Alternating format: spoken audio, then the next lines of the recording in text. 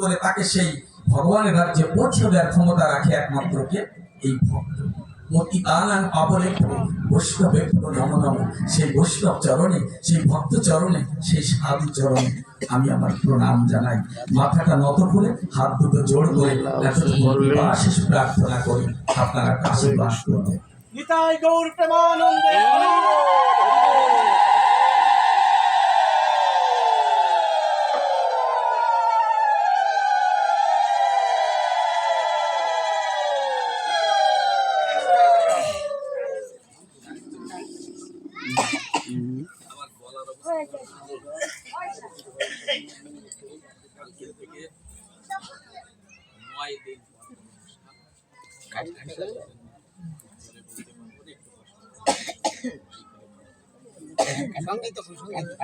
জয় জগৎ বন্ধু, যে কথাটি বলতেছিলাম, তোমার পূজা হয়নি সারা, আমারও জীবন মাঝে আমি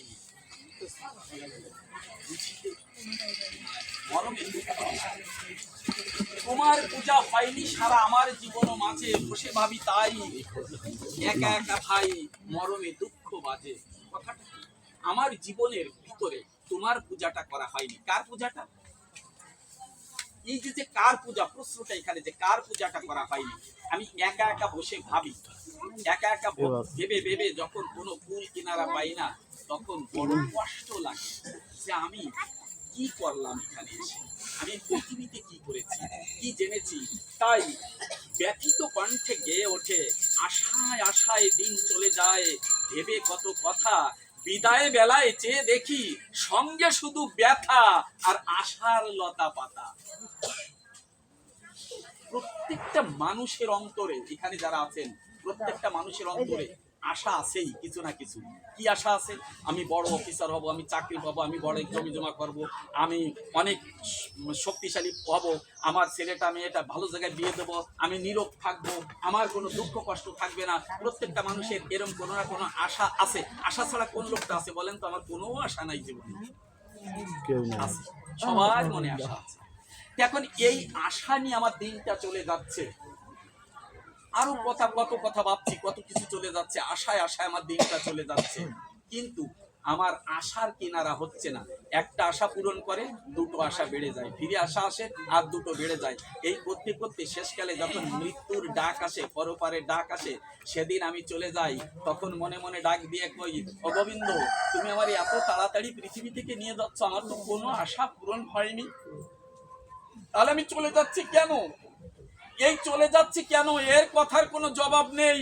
আমার সাথে একমাত্র যাবে এই পৃথিবীতে যা কিছু আপনি করেন না কেন, কর্ম করেন, ঘরবাড়ি করেন, দালান কোঠা করেন, আত্মীয় পরিজন করেন, শক্তি যা কিছুই করেন না কেন, আপনার সঙ্গে শুধুমাত্র আশা যাবে। ওরে আমার এই আশাটা পূরণ হলো না, এইটা করতে পারলাম না, এইটু যাবে।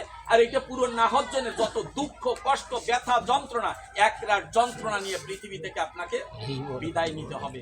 বলেন এই কথার কোনো অন্যথা আছে কিনা? এই কথার অন্যথা নাই, এইটা নিয়ে আপনাকে যেতে হবে। যে ভক্ত তারও আশা থাকে, আমি গোবিন্দ চরণ পেলাম।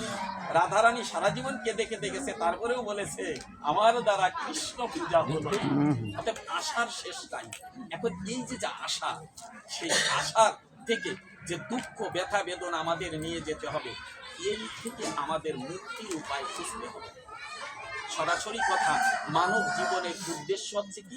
এই মুক্তির উপায় খুঁজে বের করা, যে আমি পৃথিবী থেকে যেদিন চলে যাব সেদিন যেন একটু সহজভাবে যেতে পারি। এই আশা নিয়ে মৃত্যুর পরে আমাদের কি হয় জানেন? এই আশা থাকার কারণে পৃথিবীতে আবার আমাদের আসতে হয়, আবার জন্ম নিতে হয়, আবার এই মায়ার জালে জড়িয়ে কষ্ট পেতে হয়, আবার মায়ার জালে জড়িয়ে কষ্ট পেতে বারবার আসতে হয়, যেতে হয়, আসতে হয়, যেতে হয়। এইটা থেকে মুক্তি পেতে হলে একবার আমাদের কি করতে হবে? মুক্তি খুঁজতে হবে। এই মুক্তি খুঁজতে হলে কি করতে হবে? এই মুক্তি খুঁজতে হলে একটা জিনিস আমাদের উপলব্ধি করতে হবে। কি উপলব্ধিটা? যে আমরা এই পৃথিবীতে মানুষ হয়ে জন্ম নিলাম কেন? এত গরু ছাগল পশু পাখি ইতর প্রাণী গাছপালা মৎস্য কীট পতঙ্গ কত কিছু জন্ম হয়েছে, আমি ওই জিনিসগুলো পেরিয়ে মানুষ হলাম কেন? আমার এই মানুষ হওয়ার পিছনে কি কোনো উদ্দেশ্য আছে, কোনো কাজ আছে কি, বা কোনো কারণ আছে কি? আমরা কি খুঁজে দেখেছি কোনোদিন কোনো কারণ আছে কিনা? দেখুন, আমরা জীবনে যে যে কাজই করি না কেন, প্রত্যেকটা কাজের পিছনে একটা উদ্দেশ্য বা কারণ আছে। কারণ ছাড়া কোনো কাজ ঘটে না, কারণ ছাড়া কোনো কাজ নাই। যে যাই করি তার পিছনে একটা কারণ আছে বা উদ্দেশ্য আছে। ঠিক তেমনি আমাদের এই যে মানুষ হয়ে জন্ম নিলাম, এর উদ্দেশ্যটা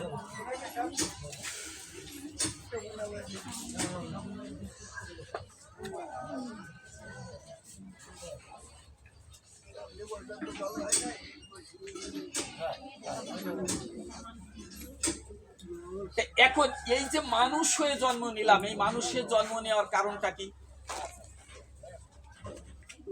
আমরা মানুষ হলাম কেন? এত ইতর প্রাণী, জীবজন্তু, কত কিছু আছে, তার বাদ দিয়ে আমরা এই যে বলতে পারেন যে আমরা তো ওগুলো হয়েছি আমরা শেষকালে মানুষ হলাম কেন? আমাদের কাজটি কি? কৃষ্ণ পূজার তরে আসিয়া এই ধরা পড়ে। কি জন্য এসেছি? কৃষ্ণকে পূজা করার জন্য।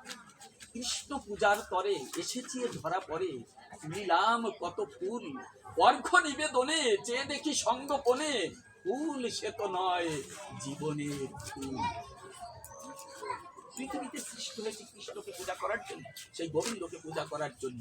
কিন্তু গোবিন্দকে পূজা করতে গিয়ে আমরা জীবনে যা কিছু করেছি, যেমন আমরা বিগ্রহ পূজা দিতে গেলে যেমন ফুল টুল তুলি না, এখন আমি আমার জীবনে গোবিন্দকে পূজা করতে গেলে যে ফুল আমি কুড়িয়েছি, কৃষ্ণ পূজার তরে এসেছি ধরা পড়ে, তুলেছি কত ফুল। কত ফুল তোলা মানে ওই গাছের থেকে ফুল তুলে আনা না, আমি যে কর্মগুলো করেছি সেই কর্মগুলোই ফুল হয়ে আমার কাছে ধরা দিয়েছে, অর্থাৎ সেইগুলোকে আমি ফুল মনে করেছি। অর্ঘ্য নিবেদনে, অর্ঘ্য শব্দের অর্থ পূজার উপকরণ। অর্ঘ্য নিবেদনে চেয়ে দেখি সঙ্গোপনে, সঙ্গোপনে মানে গোপনে গোপনে একা একা, যখন চারিদিকে তাকিয়ে দেখতে পাই এই বাবাজির বয়স হয়ে গেছে, এখন ওনার ছেলে আছে, মেয়ে আছে, ওনার খুব যত্ন করে, সবকিছুই ঠিক আছে, কিন্তু উনি কি সুখী? উনি তো নড়তে পারে না, উনি যে আর একজন ধরে নিয়ে আইছে, আর এক দাদা ওনাকে ধরে নিয়ে আইছে, উনি চোখে দেখে না, উনি কানে শোনে না, তাহলে উনি কি সুখী? সবকিছুই আছে। কৃষ্ণ পূজার তরে এসেছে ধরা পড়ে, তুলিলাম কত ফুল, অর্ঘ্য নিবেদনে চেয়ে দেখি সঙ্গোপনে, তখন এই বুড়ো বয়সে জাগে, হায় রে, আজকে আমি যা কিছু করেছিলাম গোবিন্দকে পূজা করার জন্য পৃথিবীতে সৃষ্ট হয়েছি, কিন্তু কোনোদিন তার চরণে অর্ঘ্য নিবেদন করি নাই।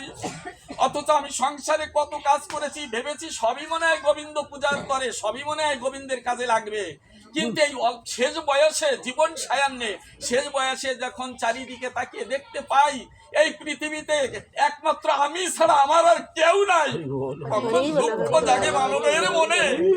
ওরে আমি জীবন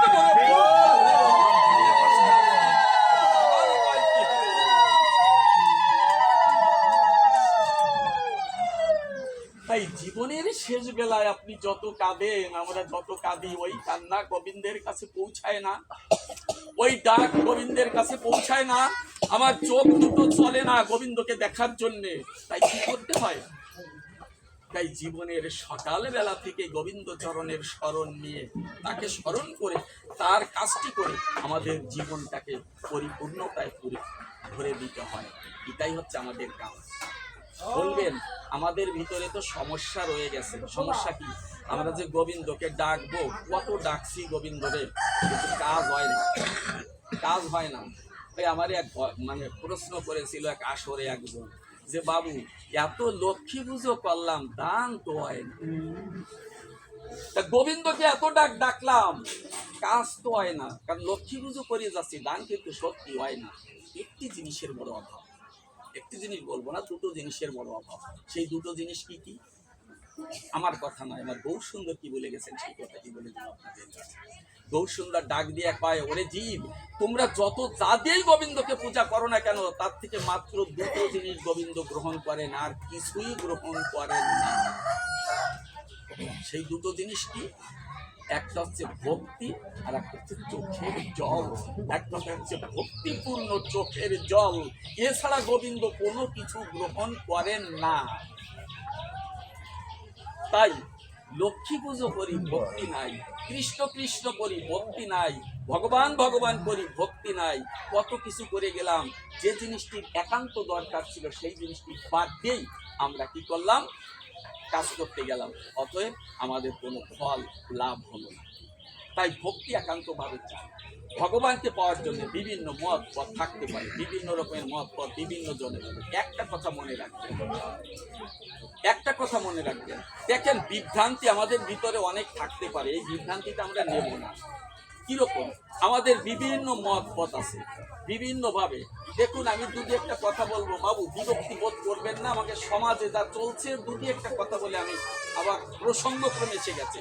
বিভিন্ন মত পথ চলছে কিরকম? প্রথম গোলমাল হচ্ছে তুলসী পাতা নিয়ে।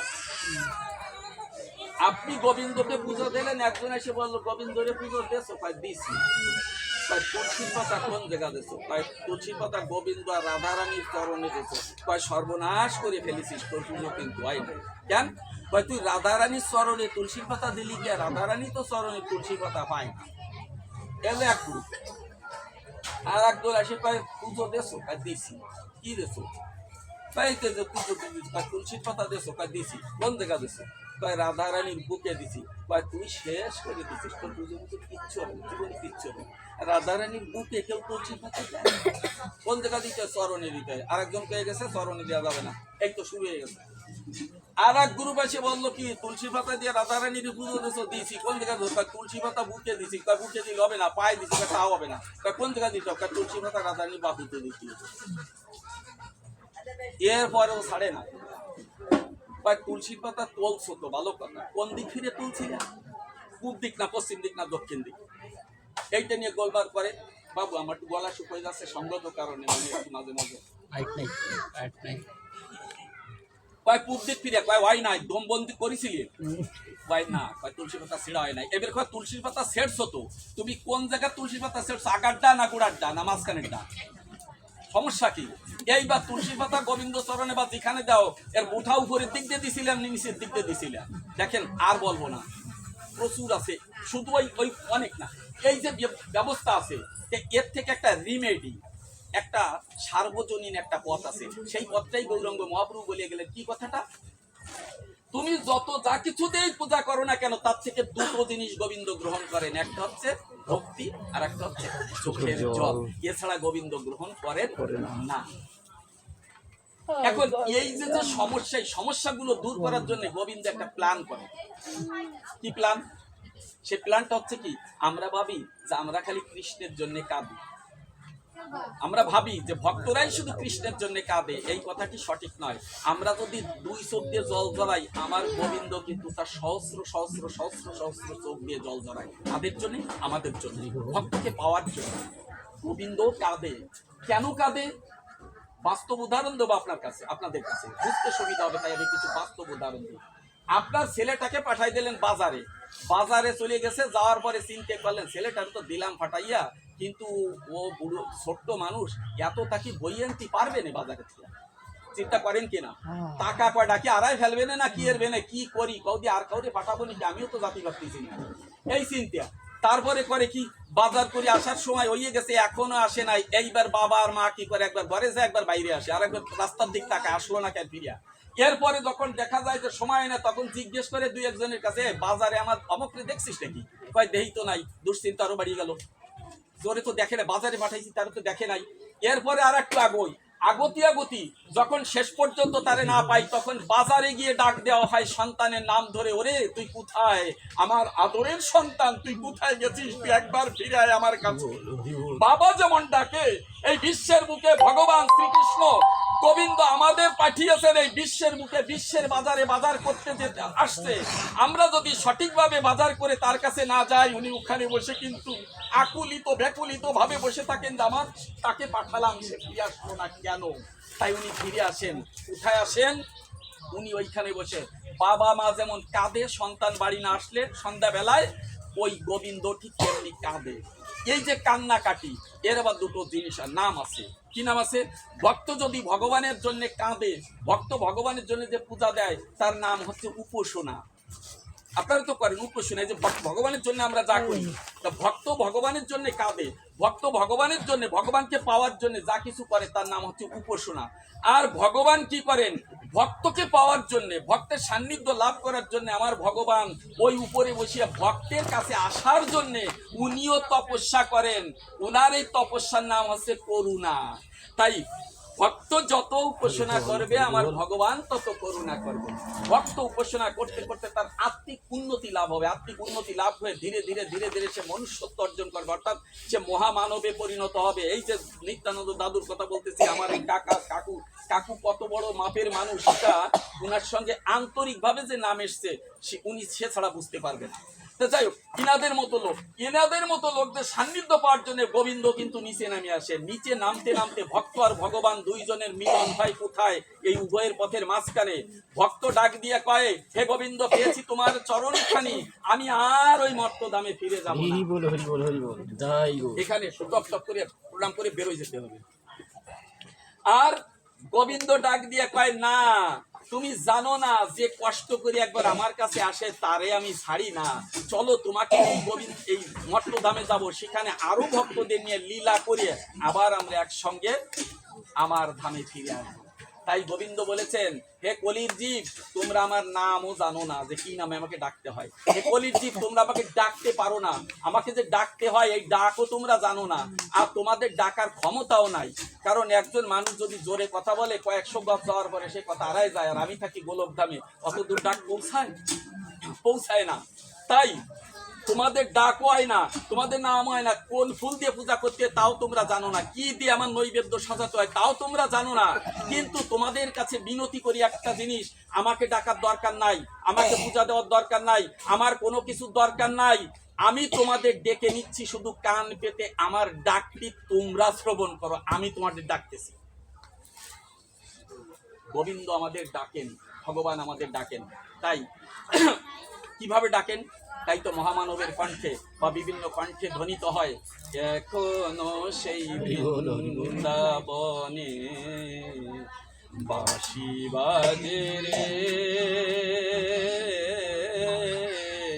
এখনো সেই বৃন্দাবনে বাঁশি বাজে রে। যারে বাঁশি শুনে মনের বনে, যারে বাঁশি শুনে মনের বনে মন ময়ূর নাচে রে, এখনো সেই বৃন্দাবনে বাঁশি বাজে রে। বৃন্দাবনে কৃষ্ণের বাঁশি বেজে চলেছে। বৃন্দাবনটা কোথায়? ওই যে যেখানে আমরা যাচ্ছি ওটা বৃন্দাবন না। বৃন্দাবনকে তিন ভাগে ভাগ করছে। একটা হচ্ছে নিত্য বৃন্দাবন, যেটা হচ্ছে গোলকধামে রাধা গোবিন্দের নিত্য লীলা চলে, সেইখানে যাওয়ার মতো শক্তি আমাদের নেই, সেইখানে যাওয়ার মতো যে সেটা আমাদের চিন্তারও বাইরে।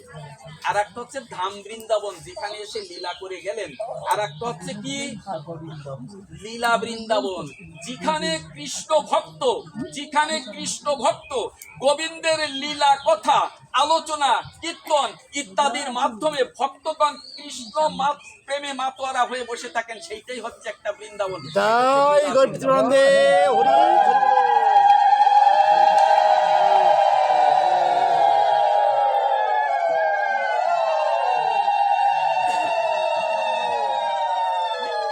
কৃষ্ণের বাঁশি বেজে চলেছে। কৃষ্ণের বাঁশিটা কি? এই যে কৃষ্ণ কথা আলোচিত হচ্ছে, কৃষ্ণ কথা ব্যাখ্যা হচ্ছে, কৃষ্ণ কথা, কৃষ্ণের গুণ বর্ণনা করা হচ্ছে, কৃষ্ণকে যে আমাদের যে আলোচনা হচ্ছে, এই কথাগুলোই হচ্ছে কৃষ্ণের বাঁশি বাজা। আমরা কান পেতে তাই শ্রবণ করব। এই জন্য ভাগবতকে একটা কথা বলা হয়, শ্রবণং মঙ্গলম।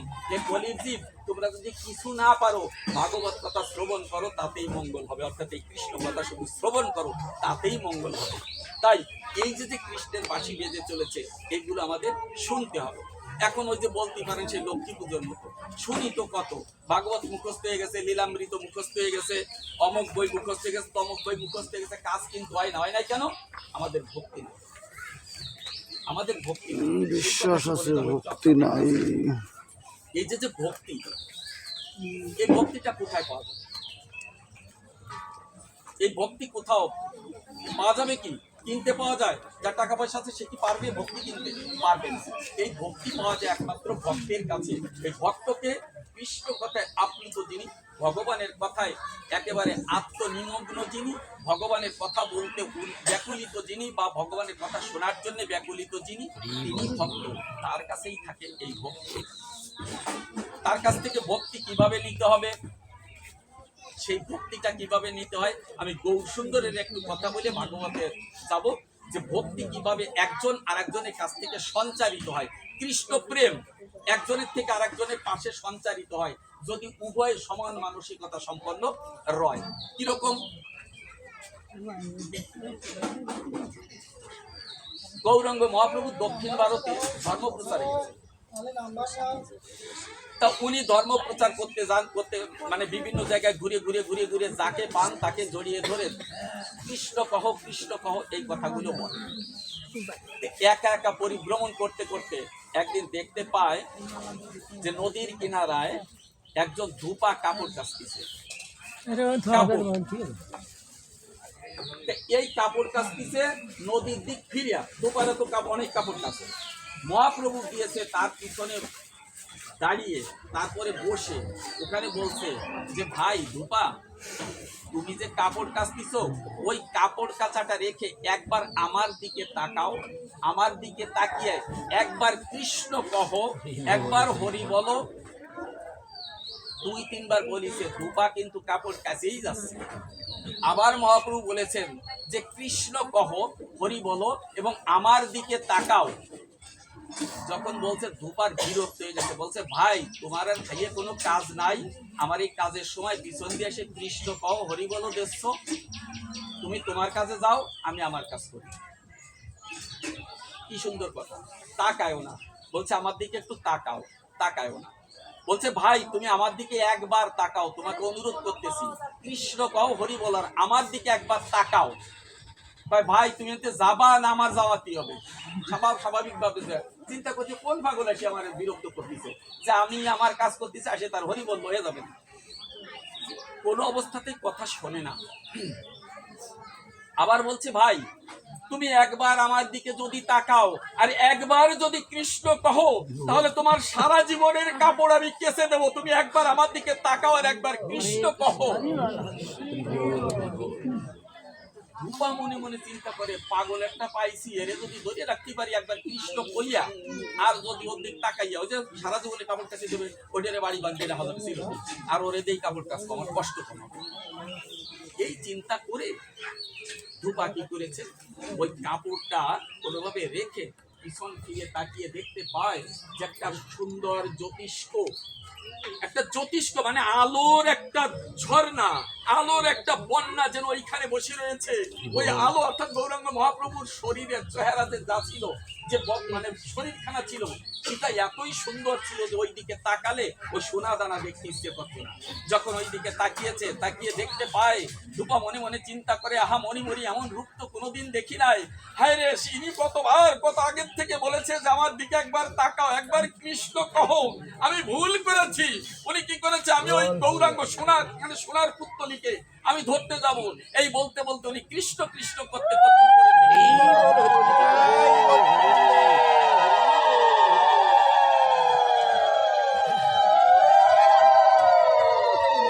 উনি যখন উপরে যায়, আমার গৌর সুন্দর ভাগ মুছে ওইখান থেকে দূরে সরে চলে যায়, অর্থাৎ ওখানে নাই, উনি চলে গেছেন। ধূপা এসে পাগলের মতো হয়ে গেছে। কি হলো, উনি গেলেন কোথায়, চারিদিকে তাকায়, তাকিয়ে দেখতে পায় নাই, আমি আমার জীবনের সাধনা কোনো কিছু করি নাই, কিন্তু একটি রূপ দেখে আমি ওই কাপড় কাচা ফেলে উপরে চলে এসেছি, সেই রূপটিও আমি হারিয়ে ফেলেছি, আমার কি হবে উপায়? তাই ধূপা ঊর্ধ্ব দিকে হাত তুলে একবার করে ডাকছে, হরে কৃষ্ণ হরে কৃষ্ণ হরে হরে হরে রাম হরে রাম রাম রাম হরে হরে। এই হাত তুলে কৃষ্ণ নাম নিচ্ছে, নেওয়ার পরে চিন্তা করে, আমি যাকে হারিয়েছি জীবনে তাকে তো আর ফিরে পাবো না, কিন্তু ওই সোনার পুত্তলি দাঁড়িয়েছিল এইখানে, তার পায়ের নিশ্চয় দাগ এখানে আছে, আমি তার পায়ের দাগের উপরে গড়াগড়ি দিয়ে আমার এই অভিশপ্ত জীবনখানাকে একটু ধন্য করতে চাই। গড়াগড়ি দিচ্ছে রূপা। ওইখানে গড়াগড়ি দেওয়ার পরে হঠাৎ কি যেন ভাব আসে তার অন্তরে। সে কি করেছে, ওইখান থেকে উঠে ওই যে যেখানে গৌর সুন্দর দাঁড়াইছিল তার চারিপাশ দিয়ে ঘুরতেছে আর পাগলের মতো হরে কৃষ্ণ হরি বলো, হরে কৃষ্ণ হরি বলো, এই সমস্ত বলতেছে আর ঘুরতেছে। কাপড় টাপড় কোথায় গেছে ঠিক নেই। রূপার স্ত্রী মনে মনে চিন্তা করে, প্রতিদিন তো এই সময় আমার খাবার নিয়ে যেতে হয়, অথবা উনি আসে, বেলা চলে গেছে উনি আসলো না, তাহলে আমি খাবার নিয়ে যাই। খাবার নিয়ে যখন গেছে, গিয়ে দেখতে পায় দূর থেকে সেই ধূপা কাপড় চাপড় কোথায় যায়নি, সে পাগলের মতো কি যেন বলতেছে আর ওই ঘুরতেছে। কাছাকাছি যায়, গিয়ে দেখে যে সে আপন ভাবে আত্মহারা হয়ে ওই কৃষ্ণ নাম হরিবল এইগুলো জপাজপি করতেছে আর ওই ঘুরতেছে। হঠাৎ করে ধূপার স্ত্রী মনে হয় তার স্বামী তো পাগল হয়েছে, এইটার খাবার ওই জায়গায় রাখে এরকম হাত দিয়ে ধরিছে, ধরে কয়ে তোমার কি হয়েছে, তুমি কি পাগল হলে নাকি? ধরার সঙ্গে সঙ্গে ওই যে কৃষ্ণ প্রেম, ওই কৃষ্ণ প্রেম ধূপার থেকে তার স্ত্রীতে সঞ্চারিত হয়েছে। হওয়ার সঙ্গে সঙ্গে সেও হরে জয় গৌর প্রেমানন্দে হরি বল, হরি বল, হরি বল।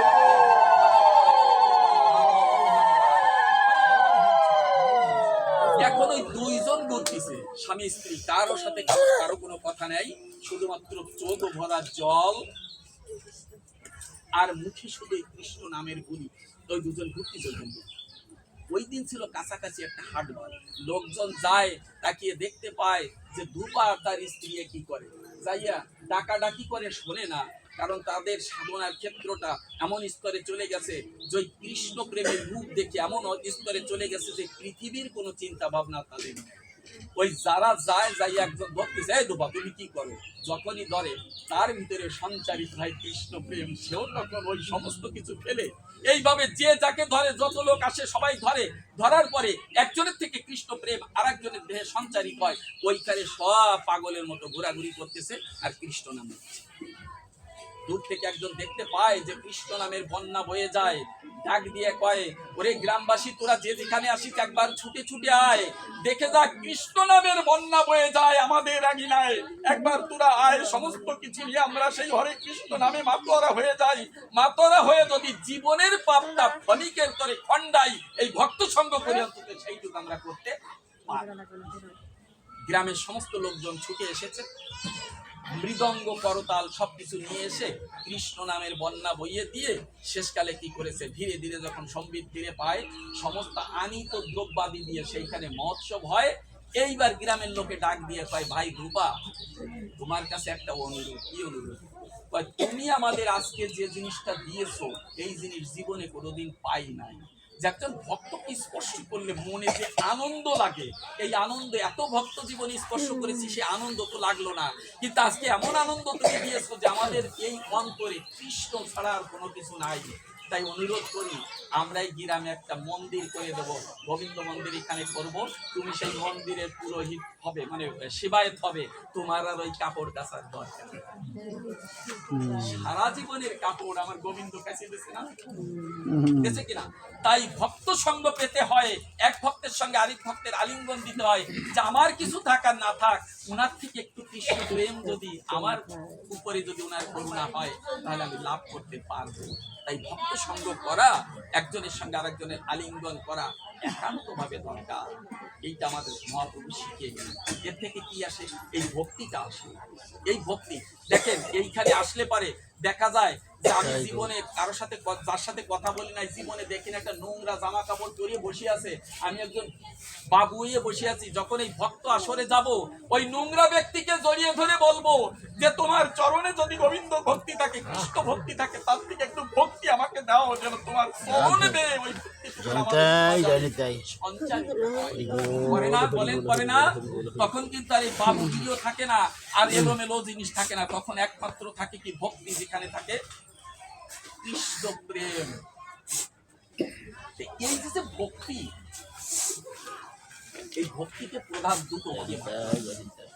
একটা হচ্ছে সাধন ভক্তি আর একটা হচ্ছে প্রেম ভক্তি। একটা হচ্ছে সাধন ভক্তি আর একটা প্রেম ভক্তি। সাধন ভক্তিটা কি? আমাদের জন্য সাধন ভক্তির মেলা ব্যবস্থা আছে, সাধন ভক্তি করতে করতে একজন ভক্ত প্রেম ভক্তি লাভ করতে পারে। আর যদি প্রেম ভক্তি লাভ করে তার জীবনে কোনোদিন পদস্খলন হবে না, সে সরাসরি বৃন্দাবনের গোপীর সমপর্যায়ের ব্যক্তিগুলো অভিষ্ট হবেন এবং তিনি গোপীর পর্যায়ে উঠতে হবেন কিন্তু প্রেম ভক্তি লাভ করতে পারে। কিন্তু এই প্রেম ভক্তি লাভতে একদিনে হবে না, কি করতে হবে? তার আগে সাধন ভক্তি লাভ করতে হবে। এই সাধন ভক্তিটা আমরা যদি সাধন ভক্তি একটু করি, সেটুকু আমাদের অন্তরে জমা থাকবে। ওই অন্তরে জমা থাকলে ওখানে একটা কৃষ্ণ নামের বীজ অঙ্কিত হবে আমাদের হৃদয়ে। আবার আমরা সাধন ভক্তি করব। সাধন ভক্তিটা কি আমি বললে বুঝতে পারবেন যে আমাদের কি কি কাজ করতে হবে। আবার আমরা সাধন ভক্তি করব, ওই বীজে জল দেওয়া হলো শেষ। আবার আমরা সাধন ভক্তি করব, ওই বীজ থেকে একটা কৃষ্ণ নামের বৃক্ষ অর্থাৎ অঙ্কুর গজাবে। আবার আমরা সাধন ভক্তি করবো। এই সাধন ভক্তি করতে করতে দেখা যাবে যে ওই কৃষ্ণ নামের যে বৃক্ষটি বীজটি ওইটা গজিয়ে সুন্দর একটা গাছ হয়েছে, সেখানে একটা ফল ধারণ করবে যার নাম হচ্ছে প্রেম ফল। এই প্রেম ফল লাভ করাই হচ্ছে প্রেম ভক্তি, যেটা সেইটা। এখন সাধন ভক্তি কি কি আছে সেইটা একটু বলে যাবো আপনাদের কাছে। তার কয়েকটা ভাগ করেছে। সাধন ভক্তির একটা ভাগ আছে কি নববিধা ভক্তি, একেবারে 9 ভাগে ভাগ করা আছে। কয়টা ভক্তি? নববিধা। নব মানে 9, আর বিধা মানে বিধি, মানে বিধি থেকে বিধা। বিধা নববিধা মানে 9 প্রকার ভক্তি। এই 9 প্রকার ভক্তি যে কোনো একটা ভক্তি আপনি ধারণ করে যদি আপনি সাধন পথে এগোতে চান, আপনি এগোতে পারবেন। আমার গোবিন্দ আপনার কাছে ধরা দেবে, ধরা পড়বে আপনার গোবিন্দ। আমি বলে যাব একটা দুটো আপনাদের কাছে সংক্ষিপ্ত সময় নিয়ে। কি আছে এই 9 প্রকারের ভক্তি? কি কি আমরা একটু শ্রবণ করি। শ্রবণং কীর্তনং বিষ্ণু শরণং। কি কি? শ্রবণং কীর্তনং বিষ্ণু শরণং, পাদ সেবনং অর্চনং বন্দনং দাস্য সক্ষমাত্ম নিবেদনম। এই 9 প্রকারের ভক্তি কি কি? শ্রবণং, শ্রবণ করতে হবে মানে শুনতে হবে। কি শুনতে হবে? এই যে যে কৃষ্ণ কথা শ্রবণ হচ্ছে, এই কৃষ্ণ কথা শ্রবণ করতে হবে। আমার জীবনে দেখেন কথায় কথা বেড়ে যায়, সময় কম, তাই তো যেহেতু আরো যে আমরা কৃষ্ণ কথা শ্রবণ করব কেন? কৃষ্ণ কথায় কি আছে? অনেক সুন্দর জিনিস আছে, যেটা আপনারা, আমি সংক্ষেপে একটা কথা বলে দিই। কৃষ্ণ গীতায় একটা ভূমিকা রেখেছেন, ভাগবতে একটা ভূমিকা রেখেছেন। কৃষ্ণ একই ব্যক্তিত্ব। গীতায় যে ভূমিকা রেখেছেন আর ভাগবতে যে ভূমিকা রেখেছেন, দুই ভূমিকা আকাশ আর পাতাল ব্যবধান। এই ভূমিকা কিরকম? গীতায় অর্জুন কি বলতিছে? হাত জোড় করে বলতিছে, সখা আমাকে পথ দেখাও, আমি পথ চিনি না। তাই তো? আমাকে পথ দেখাও, আমি পথ চিনি না, আমি বুঝতে পারতেছি না, আমার কি করতে হবে, তুমি আমাকে দেখাও। অর্জুন হাত জোড় করে আছে। এলো কোথায়? গীতায় কৃষ্ণ হচ্ছে ভগবান, আর ভাগবতে কৃষ্ণ ভগবান না। ভাগবতে কৃষ্ণ হচ্ছে মা যশোদার প্রেমের বাদরের ধন। গীতায় যেখানে কৃষ্ণকে অর্জুন বা বিভিন্ন ভক্ত হাত জোড় করে বলছে, এটা করতে, ওটা বুঝি না, এটা শিখি না, এই করতে, কোন ভাবে কি করতে হবে আমাদের শিখাই দাও, বুঝাই দাও। আর ভাগবতে কৃষ্ণকে মা যশোদা এইভাবে গাল টিপে ধরে চট যাচ্ছে ঠাস ঠাস করিয়া, যে তুই মাটি খালি কেন? আছে না কৃষ্ণের মৃত ভক্তর লীলা, আছে না?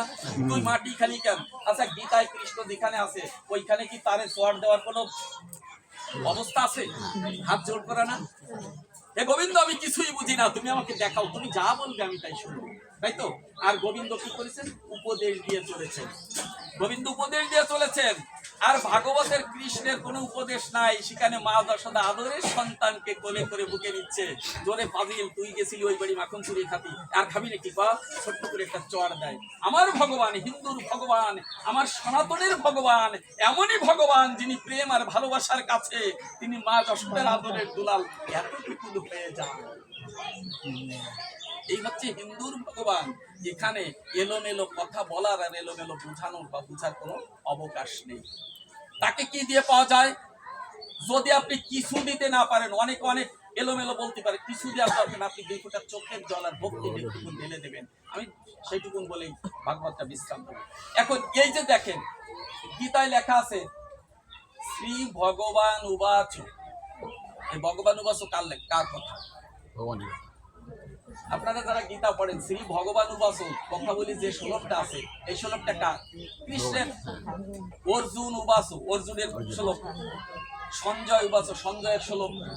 ধৃতরাষ্ট্র উবাচ, ধৃতরাষ্ট্রের শ্লোক। তাহলে গীতায় হচ্ছে শ্রী ভগবান উবাচ, কৃষ্ণের কথা। উনি ভগবান। ভাগবতে কোন জায়গা আছে ভগবান উবাচ? কোথাও নাই। ঋষি বাসো, সংস্কৃত ভাগবত দেখবেন ঋষি উবাসো, রাজ উবাসো, মানে রাজা বলছে, ঋষি বলছে। কৃষ্ণ সেখানে এতটুকু। কৃষ্ণ কিছুই জানে না। ভাগবতের কৃষ্ণ কেমন, কিসে বাধা পান, দুটি একটা কথা বলে আমি শেষ করব। তাহলে এই দুই ভূমিকা অত্যন্ত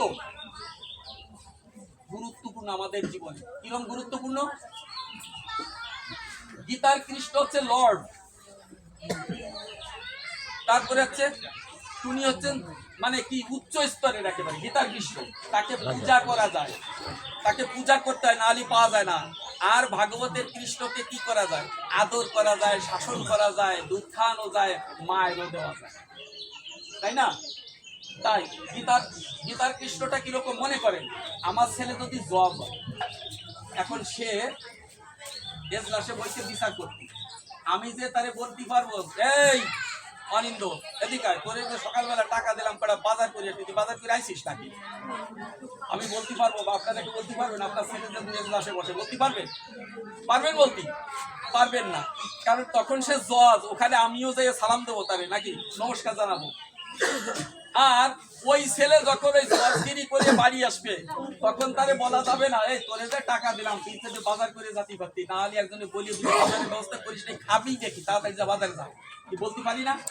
আমার গীতার কৃষ্ণ হচ্ছে জজ, আর ভাগবতের কৃষ্ণ হচ্ছে আমার নিজের কোলের সন্তান। নিজের কোলের সন্তান কেন? ভালোবাসার কাছে। তাই আমি যে নবগীতা ভক্তির কথা বলেছি, সেই ভক্তিগুলো মনে শ্রবণন, কৃষ্ণ কথা শ্রবণ করতে হবে, তাতেই কথা।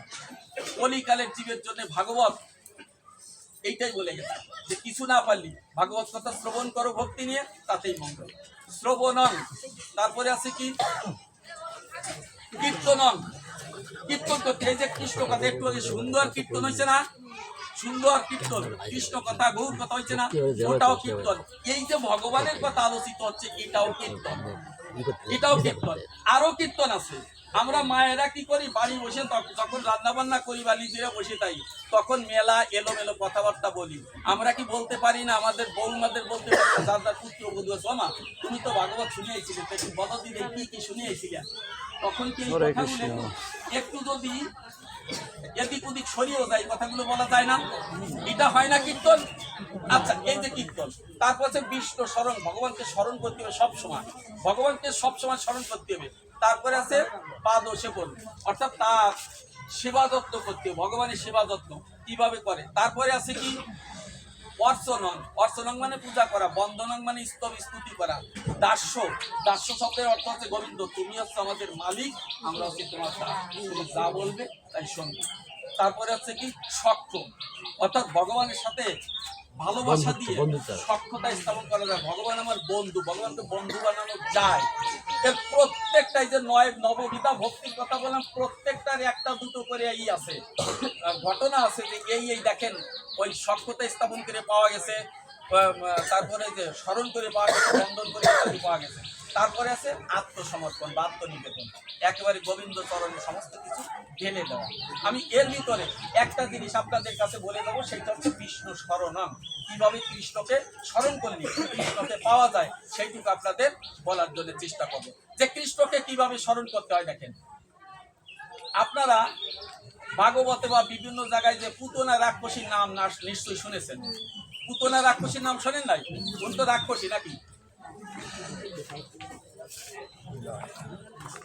আসলে বললে কষ্ট পাবেন না, রাক্ষস বলে কোনো জাতি পৃথিবীতে নাই। ওরা ছিল অনার্য, কাঁচা মাংস খেত, বনিত বলে বাস করতো, জামা কাপড় করতে পারতো না, ওই ফলমূল এওয়া খেত, অনার্য জাতি ছিল।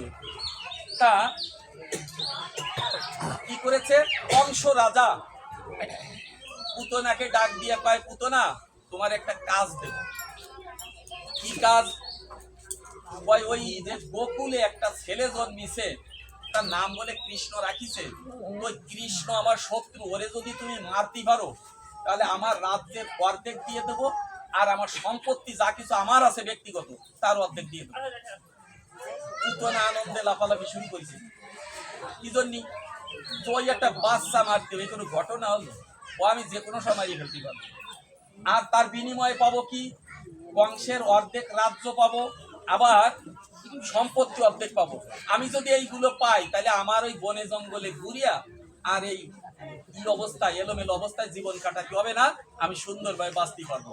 আমি যাব কৃষ্ণরে মারতে। পুতনা ওই কথা শোনার পরে ধরেছে তার অন্তর। কি ধরেছে? আমি কৃষ্ণকে মারতে যাব। কৃষ্ণকে তো মারতে যাব। কৃষ্ণ কেমন? কৃষ্ণ কতটুকুন হয়েছে? এই 8-10 দিন বা 7-8 দিন 10 দিন বয়স কতটুকুন হতে পারে? কৃষ্ণের গায়ের রং কেমন? কৃষ্ণের মুখমণ্ডল কেমন? সে কার ঘরে জন্ম নিতে পারে? তাই কৃষ্ণরে আমি যখন ধরবো তখন কৃষ্ণরে মারবো কিভাবে? তারে কি গলা টিপে মারবো, না তারে বুকে বিষ মাখাইয়ে সেই দুধ খাওয়াই মারবো, অথবা তারে আষাঢ় দিয়ে মারবো? তাই কৃষ্ণরে কোন দিক গেলে পাওয়া যেতে পারে? অনেকগুলো বাচ্চা টাচ্চা মারলেও তো কৃষ্ণরে পাবো কিনা? এই যে তার অন্তর জগতে শুধু জপিত হচ্ছে কৃষ্ণ কৃষ্ণ কৃষ্ণ কৃষ্ণ আর কৃষ্ণ ছাড়া তার আর কোনো ধ্যান দেয় না। ওই যে কৃষ্ণরে মারলি তা লাভ আছে, রাজা হবো, আবার সম্পত্তিও পাবো। আর একটা কথা শুনেছি আমি, সেই কথাটি কি? যে আমি শুনেছি কৃষ্ণ নাকি অনেক গুণবান। হ্যাঁ, এই শোনা কথা কংসের মুখেই শুনলাম যে অনেক গুণবান। গুণবান যদি হয় আর কৃষ্ণ যদি সেই ভগবান হয়, তাহলে আমার হাত মানে তার হাতে আমার কোনোদিন রেহাই পাবো না, তার কাছে গেলে আমার মৃত্যু হবে। তা আমি যদি কৃষ্ণকে মারতে পারি, এই জগতে কংসের রাজ্যের অর্ধেক পাবো, সম্পদ পাবো, আমি বিশাল বড় লোক হব। আর যদি না মারতে পারি, কৃষ্ণের হাতে মরণ হবে। আর কৃষ্ণের হাতে যদি মরণ হয়, বিশ্বের বুকে একমাত্র মহিষী রমণী আমি, যে ভগবানের হাতে মৃত্যুবরণ করেছি। দুটোর একটা আমার হবেই। পুতনা তাই চিন্তা করেছে, কিন্তু তার প্রথম টার্গেট হচ্ছে কৃষ্ণরে মারবো। কারণ আমরাও জানি যে এই সংসারে কেউ নাই, কালকে ফেলাই কেটে যেতে পারে। আমার বয়সী, আমার ছোট ছোট বাচ্চা বয়স, আমার অনেক ছোট, বাসায় যে শুনি যে অমক চলে গেছে, অমক চলে গেছে মানে পৃথিবী থেকে চলে গেছে, তখন মনে হয় যে পৃথিবী আমাদের জন্য নয়। এইখানে একমাত্র কৃষ্ণ চরণ স্মরণ করে যদি অন্তকালে মরার সময় যদি কৃষ্ণকে কেউ লাভ করতে পারে, তাহলে তার জীবন বন্ধ না করে নয়। তাই পুতনা কি করেছে? কৃষ্ণকে মারার জন্য ধীরে ধীরে চলেছে। মারবে কিভাবে? আমি যদি আশ্রয়ে মারি, কান্নাকাটি হবে, অনেকে দেখে ফেলতে পারে, গলা টিপে মারতে গেলে চেল্লাচিল্লি করতে পারে বা ছোটাছুটি করতে পারে, এতে সমস্যা হতে পারে। মারবো কিভাবে? বুকে দুধে ওই বিষ মাখাই নিয়ে যাবো, ওই খাওয়াবো, ওই খাওয়ানোর সঙ্গে সঙ্গে মরবে। তা পুতনা বক্ষ সুধা ধারে বিষ মেখে অনেক ছেলে মেয়ে মারিয়ে ফেলাইছে ওই সে জায়গা, ওই বকুলি। যেটারে পাইছে 5-7 দিন বয়স যেটার, আর 10 দিন পর্যন্ত যেটারে পাইছে ধরেই মারছে। এখন সবাই জেনে গেল যে বাচ্চা মরে, কিন্তু কিভাবে মরে কেউ জানে না। সব জায়গা ছড়াই গেছে বাচ্চা মরা একটা কিছু আইছে, সবাই সচেতন। কিন্তু মারার পরে পুতনা দেখেছে কৃষ্ণরে মারতে পারি। আবার তার নতুন চেতনা কৃষ্ণ নিয়ে একদিন শুনতে পায় মা যশোদার একটা ছেলে হয়েছে, সে এত সুন্দর যে তার দিকে তাকালে আর চিন্তা করছে তাহলে ওই ডেরে মারতে হবে, কৃষ্ণ ওকার নাও। এইটা চিন্তা করে সুন্দরী একটা রমণীর রূপ ধারণ করেছে। সে রাক্ষসের রূপ পরিহার করে সুন্দর রমণীর রূপ ধারণ করে তার বক্ষ সুধাধারে বিষ মেখে ধীরে ধীরে চলেছে কোথায়? নন্দরাজার অন্তর। দুপুর বেলার পর পরই নন্দরানী যশোদা রানী কৃষ্ণকে দুধ খাওয়াইয়া, স্নান করাইয়া, মুছাই টুছাই দিয়া, আলু কোলে করিয়া দুধ খাওয়াচ্ছে।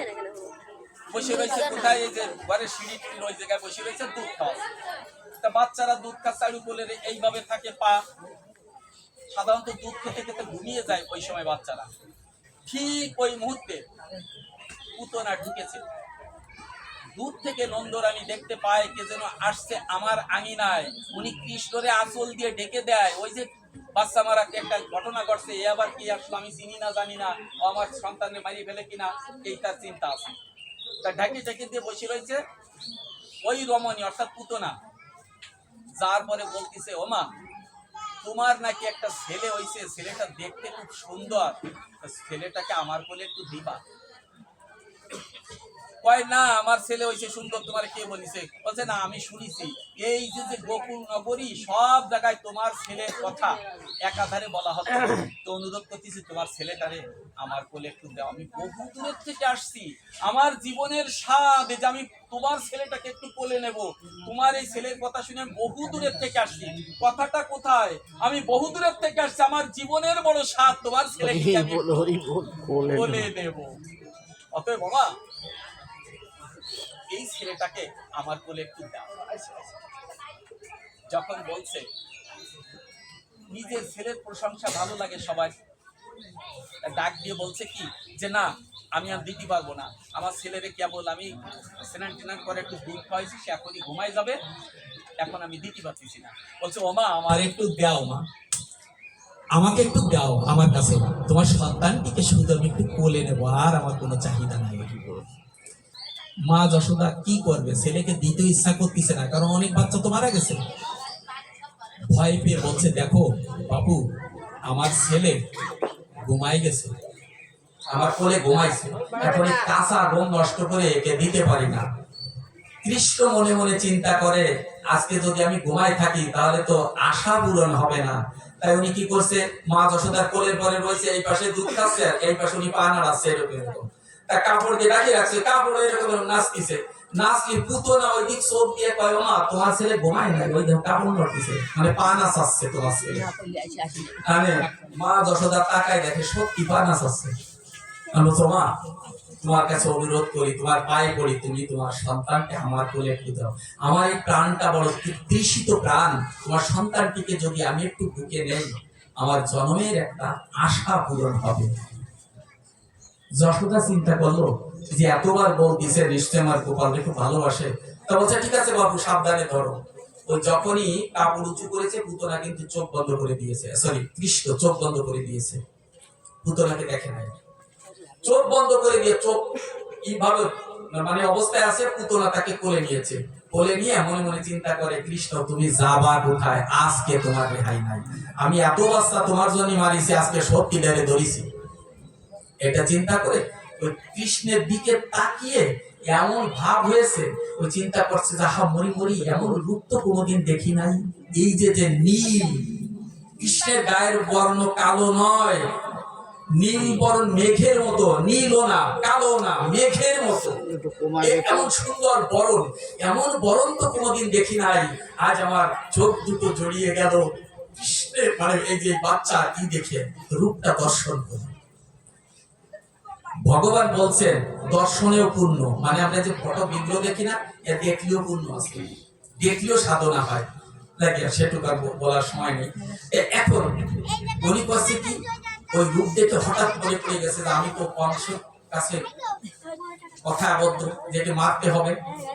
উনি সেই কথা চিন্তা করে মা যশোদা করছে কি একটু দূরে গেছে, সামান্য। মায়েরা সাধারণত ছেলেটাকে একজনের, মা মেয়েটাকে একজনে কোলে দিতে পারলে একটু এদিক ঘুরে দেখে যে আমার বাড়ি কোন কোন জায়গায় কি আছে, স্বাভাবিক। উনি ওইটা ঘুরে দেখতে গেছে, ও কৃষ্ণরে কোলে নিয়ে রূপ দেখে বিবল হয়ে পরে যখন সম্বিত ফিরে পেয়েছে, সঙ্গে সঙ্গে কৃষ্ণের মুখের ভিতরে তার বক্ষ সুধাধার ওইটা তুলে দিয়েছে। আর কৃষ্ণ তো জানে যে আমার কি করতে হবে, উনি সঙ্গে সঙ্গে ওই বক্ষ সুধাধার মুখের ভিতরে নিয়ে এমন জোরে টান দিয়েছে, টানের সঙ্গে সঙ্গে পুতনার দেহ মনে হচ্ছে যে তার দেহ থেকে তার প্রাণটা বেরিয়ে গেল। পুতনা সহ্য করতে না পেরে বলছে ওরে ছাড় ছাড় ছাড় ছাড়। কৃষ্ণ ডাক দিয়ে কয়, মনে মনে কয় কৃষ্ণের ভাষায়, ও পুতনা তুই তো জানিস না আমি যারে ধরি তারে কোনোদিন ছাড়ি না।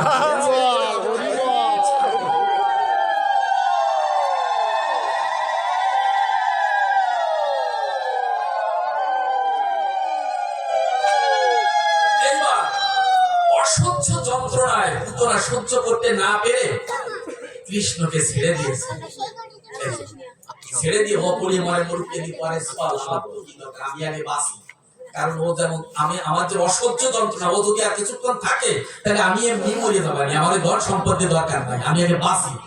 ছেড়ে দিয়ে যখন দৌড় দিয়েছে, কৃষ্ণ কিন্তু ঝুলে আছে।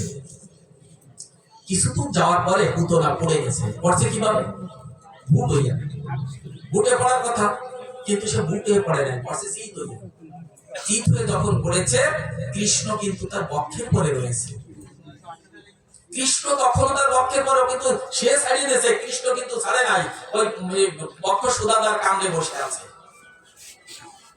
যখন পুতনা পড়ে গিয়েছে অসহ্য যন্ত্রণায়, মনে মনে কয়, হাত জোড় করে কয়, হে গোবিন্দ, আমি তোমাকে চিনতে পেরেছি আজ।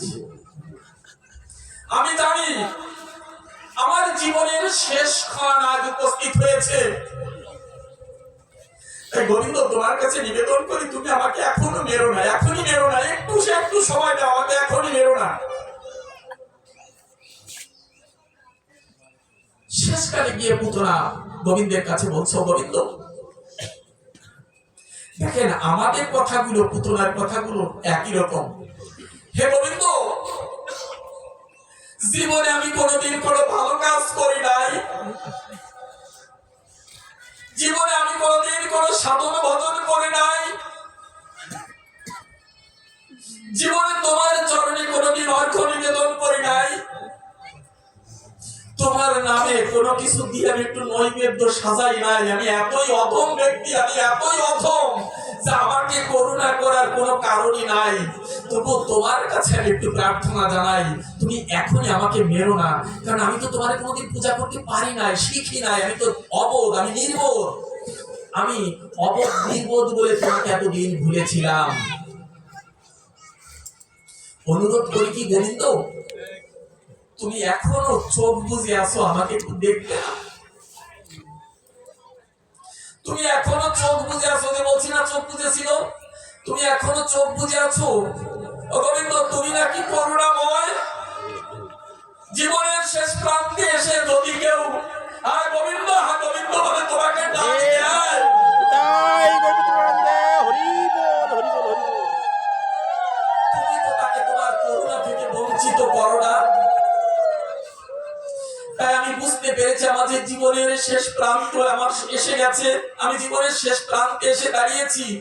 তোমার কাছে অনুরোধ করি, তোমার ওই ভুবন ভোলানো চোখ দুটো দিয়ে, আঁখি দুটো দিয়ে তুমি আমার এই অপবিত্র দেহটার দিকে একটু তাকাও। ও গোবিন্দ, তুমি যদি আমার দিকে একটু তাকাও, আমার এই অপবিত্র দেহটা পবিত্র হবে, অন্তত এইটুকু সান্ত্বনা আমার থাকবে। আমার দিকে একবার একটু তাকাও। পুতনা কি করছে? চোখের জলে ভেসে যাচ্ছে। কৃষ্ণ যখন তাকায়, পুতনার চোখে চোখ পড়ে যায়, পুতনার গোবিন্দের চোখে চোখ পড়ে যায়, পুতনার অন্তরের মধ্যে কৃষ্ণ প্রেম উদ্ভাসিত হয়। ডাক দিয়ে কয়, গোবিন্দ আর একটা প্রার্থনা জানাই তোমার চরণে। প্রার্থনাটা কি? আমি জীবনে তো কোনোদিন কোনো পূজা করি নাই, আর তোমার পূজা তো দূরে থাক। তাই আমি প্রথমেই বলেছি তোমার পূজা হয়নি সারা, নাকি একটা কথা বলেছি না, তোমার পূজা হয়নি সারা। আমারও জীবনও মাঝে একা একা বসে শুধু ভাবি, তাই মরমে দুঃখ বাজে। ওই সময় পুতনার জেগেছে, তোমার পূজা আমি জীবনে কোনোদিন করতে পারি নাই। তাই দুঃখ বাজছে। গোবিন্দ, আমি প্রার্থনা করি, আমি শুনেছি বিভিন্ন জনের কাছ থেকে, বিভিন্ন জায়গায় থেকে, যে তোমাকে নাকি শুধুমাত্র চোখের জল দিলে তুমি খুশি হও গোবিন্দ। তাই অনুরোধ করি, আমি যখন কাঁদবো, আমার এই দুঃখ পেয়ে, আমি জীবনে কোনোদিন তোমার পূজা করি না, এই দুঃখে আমি যখন কাঁদবো, কাঁদতে কাঁদতে আমার চোখের জল তো সব এই দিক দিয়ে নিচে ভুলে যাবে। তবে যদি কখনো কাঁদতে কাঁদতে এক বিন্দু চোখের জল তোমার অঙ্গ স্পর্শ করে, অন্তত আমি জানবো যে আমি গোবিন্দ পূজা দিয়েছি আমার চোখের জল দিয়ে। ঠিক ওই সময় আমার দেহ থেকে তুমি অন্তরাত্মাটা বা পরমায়ু মানে পরমাত্মাটাকে তুমি নিয়ে দিও। কি বলছে? আমি জানি আমি কাঁদলি পারছি, শুয়ে কাঁদলি, জল তো সময় এমনি পড়ে যাবে। পুতনার প্রার্থনা করেছে, যদি কখনো কোন সময় যদি এক বিন্দু চোখের জল তোমার অঙ্গ মানে গোবিন্দ যেভাবে রয়েছে বুকের পরে, যে কোনো এক জায়গায় যদি লাগে, আমি চিন্তা করবো যে আমার চোখের জলের পূজা আমি গোবিন্দকে দিতে পেরেছি। তুমি তখন আমার দেহটিকে, মানে দেহ থেকে তুমি তোমার আমার আত্মাটিকে তুমি নিয়ে নিও, আমার কোনো দুঃখ নেই। এইভাবে পুতনা যখন অঝোর ঝাড়ায় কাঁদতে কাঁদতে কাঁদতে কাঁদতে যখন বিভোর হয়ে যায়, চিন্তা চেতনা ভুলে যায়, সমস্ত কিছু ভুলে তার একমাত্র তার প্রার্থনা, আমার কি ভয় আছে, কি বা দেব হে গোবিন্দ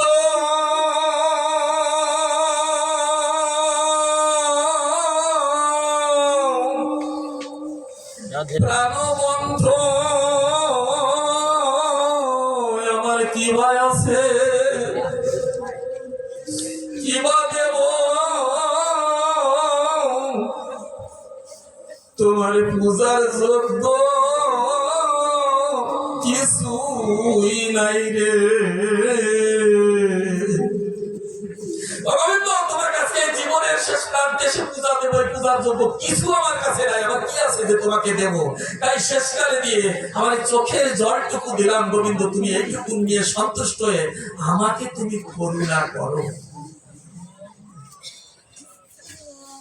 যখন এই চোখের জলের পূজা শেষ হয়ে যায়, আমার গোবিন্দ মৃদু মধুর ডাক দিয়ে কয়, পুতনা তোমার পূজা আমি পেয়েছি, আর তোমার কিছু করা লাগবে না। তোমার দেহ থেকে তোমার আত্মাটিকে আমি এখনই পাঠিয়ে দিচ্ছি। কোথায়? গোলক ধামে চলে যাও, ওইখানে গিয়ে আমার জন্য অপেক্ষা করো। আমি কিছুদিন পরে ফিরে আসবো লীলা সেরে, তখন তুমি আমার ধাত্রী হিসাবে থাকবে।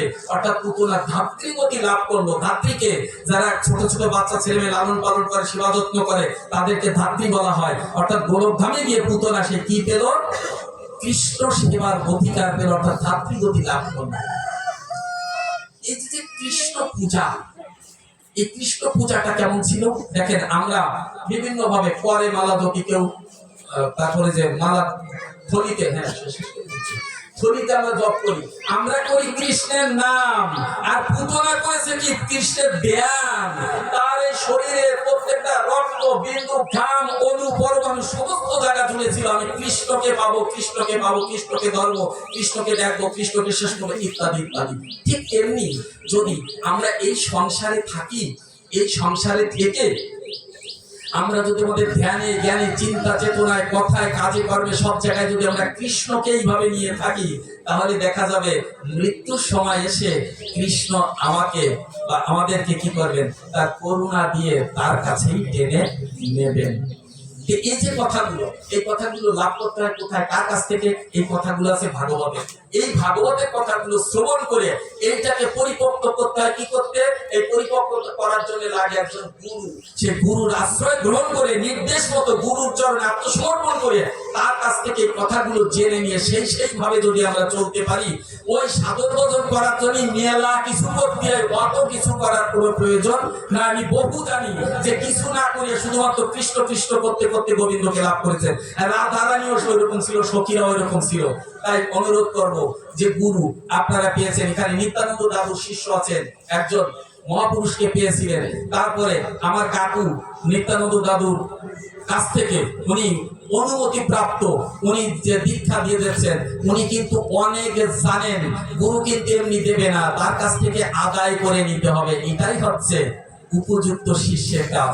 ওনার কাছ থেকে আপনারা আদায় করে নিতে পারবেন অনেক অনেক কিছু, যা আমরাও জানি না। আমরা ওনার কাছ থেকে বলছিলাম যে আমার প্রাণের কাকু, ওনার কাছ থেকে আমার যে কত কিছু শিখেছি, কত কিছু শিখার আছে, আমি অনুরোধ করব। তাই এই যে গুরু পূজার একটু আমি এসে গুরু পূজাটা কিছুটা পেয়েছি, তাই এর মাধ্যমে আজকে আপনারা এই অনুষ্ঠানের মাধ্যমে এসে ভগবানের ভক্তের সঙ্গে, ভগবত ভক্তের সঙ্গে আলিঙ্গন করে, ভগবত ভক্তের সঙ্গে কথা বলে, তাদের সঙ্গে মেলামেশা করে অন্তত আমার যে কিছু পাওনা থাকে, অর্থাৎ তার কাছ থেকে কৃষ্ণ প্রেম বা কৃষ্ণ ভক্তি, এটুকু আমি লাভ করতে পারবো, এই আশা নিয়ে আমি অনেক কথা বলেছি।